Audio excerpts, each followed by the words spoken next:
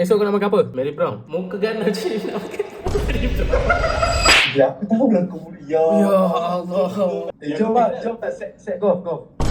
Duduk lah. Itu kawan aku, Aikal. Nak RM1 bang. Kau nak makan belum malam ni? Belum. Sampai. Janji dengan aku transfer ni korang keluar pergi makan. Janji. 30 tu. 10 terima kasih abang. Okay, keluar pergi makan, aku tolong mana boleh. Oi.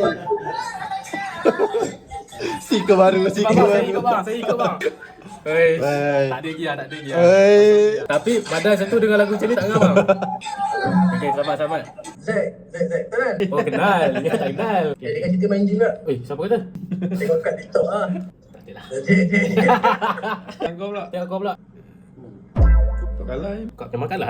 Besar ni. Bawa sebulan main. Tu je tipu. Tak ada 2 tahun. Makan cukup. Makan cukup 3-4 kali sehari. Esok kau nak makan apa? Esok nak makan. Kau makan yang Mary gepuk? Brown. Mary Brown. Muka ganas je nak makan Mary Brown. Aduh lah. Kau nak main yang taman dalam Mary Brown tu? Sehari makan kau berapa? Kali lunch lah. Kali lunch 15. Lunch kau esok aku belanja. Baik tu. Zack the golden boy. Penuh.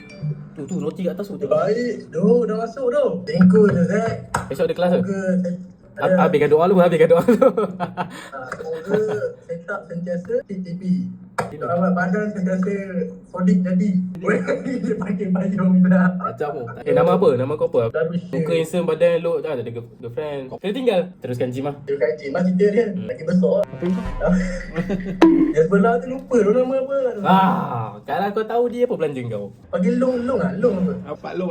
Pak Long. Jadi Pak Long. Kening sama. Adik-adik Thank you Zack. Okay. Dia bagi. Assalamualaikum.